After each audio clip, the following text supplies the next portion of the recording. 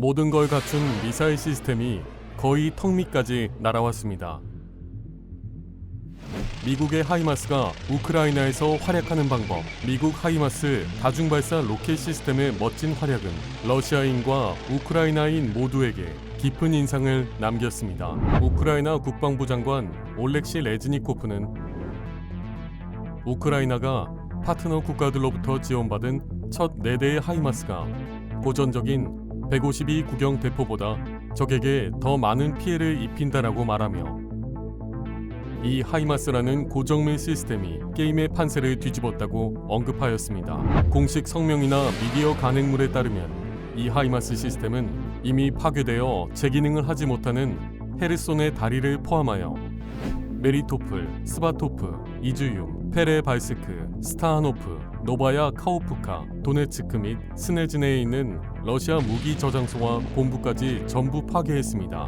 미국 펜타곤은 이 모든 과정을 지켜보면서 우리는 우크라이나군이 하이마스를 사용하는 것을 계속 관심 있게 보고 있으며 그들이 상당한 성공을 거두었다는 것을 알고 있다고 응원했습니다. 그렇다면 많은 전문가들은 이 하이마스라는 고정밀 무기가 왜 전쟁의 판도를 바꿀 수 있다고 이야기하고 있는 것일까요? M14 하이마스 하이 모빌리티 아틸러리 로켓 시스템은 비교적으로 새로운 무기 시스템입니다. 이 무기는 1994년에 록히드 마틴에 의해 개발이 시작되어 2003년도에 최초의 M14 하이마스가 생산되었습니다.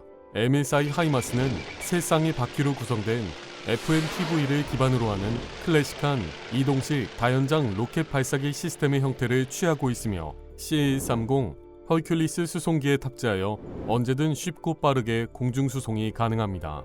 따라서 몇 시간 안에 이 최신식 무기를 수천 마일 떨어진 목표 지점까지 옮기는 것을 쉽게 수행할 수 있습니다.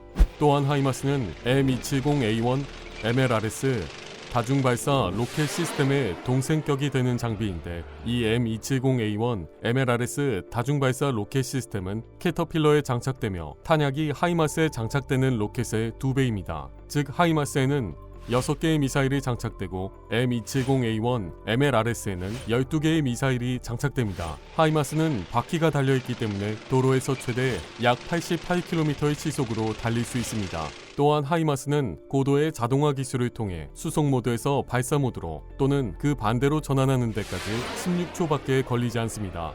이러한 기술력 덕분에 하이마스는 보복 사격으로부터 비교적 안전합니다. 하이마스는 설계상의 이점을 기반으로 높은 이동성을 가지고 있습니다. 하이마스에 탑재되는 6개의 미사일은 공장에서부터 특수 발사 컨테이너에 한 번에 적재하여 준비됩니다. 그런 다음 이 특수 발사 컨테이너는 필요할 때 하이마스 차량에 설치된 크레인에 의해 한 번의 작업으로 장착됩니다. 덕분에 탄약을 재장전하기 위해 필요한 시간은 약 5분밖에 되지 않습니다. 이러한 재장전 시스템은 러시아가 보유한 유사 시스템보다 훨씬 탁월합니다. 러시아의 유사 시스템들은 미사일을 재장전하기 위해서는 특수한 별도의 수송 적재 장비의 도움을 받아 레일에 하나씩 각각 삽입되어야 하는데 이 시스템들은 재장전하는 데까지 30분 이상이 소요됩니다. 하이마스의 사정거리는 사용되는 탄약 유형에 따라 다릅니다. 현재 우크라이나 군대는 일반적으로 최대 사거리가 60에서 79km인 M30 또는 M31 GL MRS 8.9인치 유도 미사일을 사용하고 있습니다. 이 미사일 한 개의 탄두 무게는 90kg에 달합니다. 러시아가 운용하는 로켓 발사 시스템 중 하이마스와 가장 유사한 장비로는 11.8인치 구경의 소련 러시아 9K58 스메르치 또는 러시아 9K52로 토네이도 S가 있는데 이 장비들의 사정거리는 120km이고 탄두 중량은 131kg 수준입니다. 이렇게만 놓고 보면 하이마스가 사정거리와 미사일 중량 모두에서 러시아의 토네이도 S보다 열등한 것으로 보입니다. 하지만 또 다른 매우 중요한 요소가 있습니다. 그것은 바로 정확성입니다. 하이마스의 경우 목표 지점으로부터의 표준 오차는 약 210cm를 넘지 않습니다. 또한 하이마스의 미사일은 GPS에 의해 유도되기 때문에 레이저 광선으로 대상을 조준할 필요가 없습니다. 이에 비해 러시아 무기의 표준 오차는 훨씬 더 분산되어 있습니다. 실제로 러시아 우크라이나 전쟁을 취재한 러시아 종군 기자 로만 사폰코프는 자신의 경험을 다음과 같이 묘사하였습니다. 하이마스에 탑재된 5개에서 6개의 미사일은 거의 한 뼘도 되지 않는 수준의 오차로 정확하게 떨어졌습니다. 일반적인 MLRS의 발사 궤적은 목표 영역에서 부채꼴 모양의 넓은 범위로 떨어지는 것을 감안하면 이는 상당히 훌륭합니다. 며칠 뒤 러시아의 MLRS가 발사되는 장면을 보았는데 이 미사일들은 목표 지점에서 약 500m나 떨어진 곳에 떨어졌으며 사방에는 불발된 미사일들이 마치 돼지들처럼 흩어져 있었습니다. 러시아의 토네이도 S의 무유도 미사일의 공식적인 오차 범위는 사정거리의 약 0.3%가 된다고 알려져 있습니다. 즉 80km의 사정거리에서 오차 범위는 240m가 됩니다. 이는 즉 러시아 군대에 의해 무고한 민간인이 끔찍한 파괴의 피해자가 될 수 있음을 의미합니다. 반면 헤르손의 안토노프 다리에 손상된 사진을 통해 하이마스의 높은 정확도를 충분히 가늠해 볼 수 있습니다. 앞에서 살펴본 것과 같이 하이마스는 러시아의 미사일 시스템보다 몇 걸음 더 앞서고 있습니다. 하지만 문제는 러시아가 매우 강력한 방공 시스템을 가지고 있다는 점입니다. 예를 들어 S-400 대공 미사일 시스템은 이른바 히트 상품이 되었으며 심지어 나토 국가인 튀르키예에서도 이 시스템을 도입하고 있습니다. 이처럼 러시아 방공 시스템이 우수한 것은 분명하지만 그럼에도 하이마스는 이 강력한 러시아의 방공 시스템을 돌파해내는 능력을 보여주었습니다. 러시아의 방공 시스템을 돌파하기 위한 전술로서 하이마스보다 더 저렴한 우라간 MLRS가 먼저 선택한 목표를 향해 미사일을 발사하면 러시아 셈이 대응 사격을 하게 됩니다.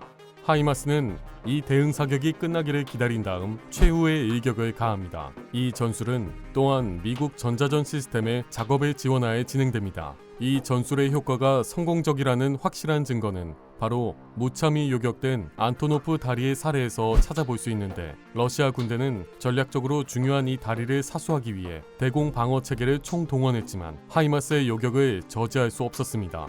이제 러시아군에게 유일하게 남은 다리는 카옵스키 HPP댐의 드네프르입니다. 하이마스라는 이 초고정밀 미사일은 우크라이나군이 민간인 지역과 인접한 러시아의 주요 시설물에 대한 장거리 공격을 실행할 때 부수적인 무고한 피해를 최소화하는 데 도움이 됩니다. 또한 군사 전문가들은 지금 러시아군에게 가장 위험한 장소는 물류 창고 내 탄약고라는 농담을 하고 있습니다. 이 또한 러시아군에게 심리적인 영향을 미칠 수 있습니다.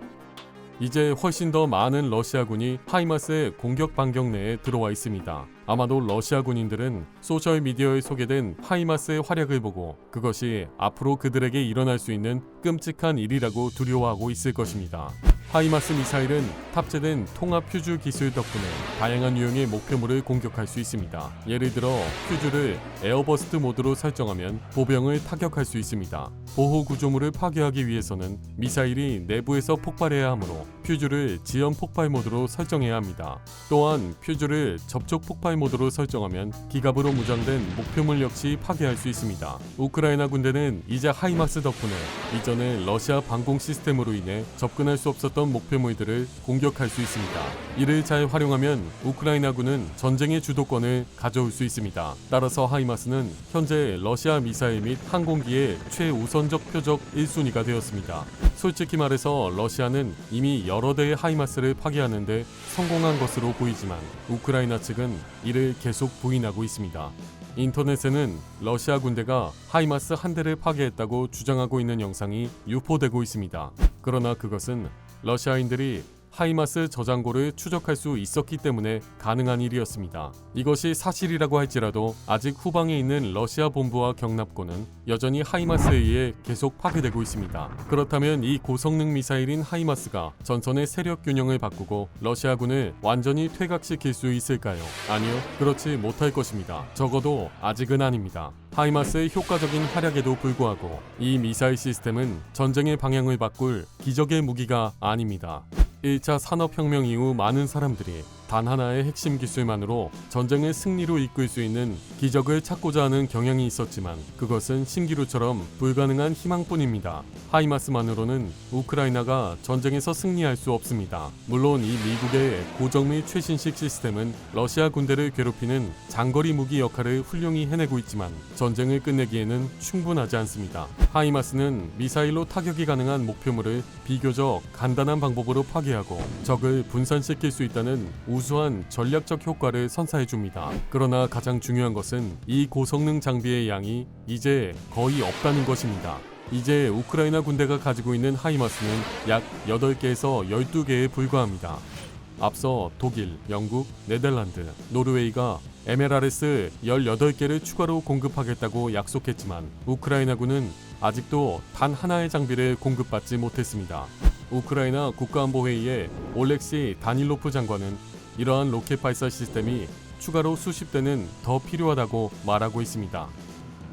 그러나 어쨌든 하이마스와 MLRS는 러시아 군대에게 뼈아픈 손실을 입힐 수 있으며 본부를 타격하여 러시아군의 포탄 부족과 무질서를 야기시키고 진격을 늦출 수 있지만 그 이상은 아닙니다. 전쟁에서 이기기 위해서는 좀 더 포괄적인 접근이 필요합니다. 따라서 서방은 무기, 탄약, 정보, AFU 전투기 훈련과 같은 우크라이나에 필요한 모든 형태의 지원을 계속 공급해야 합니다. 그래야만 우크라이나가 이 전쟁에서 승리할 수 있습니다. 우크라이나의 승리는 곧 서방의 문명 전체의 승리입니다. 만약 그렇지 못한다면 서방은 세계 패권을 잃어버리고 말 것입니다. 우크라이나가 러시아라는 이 큰 곰을 물리칠 수 있다고 생각하십니까? 또한 그것이 가능하려면 무엇이 필요할까요? 아래의 댓글창을 통해 여러분의 의견을 남겨주세요. 이 영상이 재미있었다면 구독과 좋아요를 잊지 마세요. 현대무기에 대한 더 많은 흥미로운 영상이 많이 있습니다.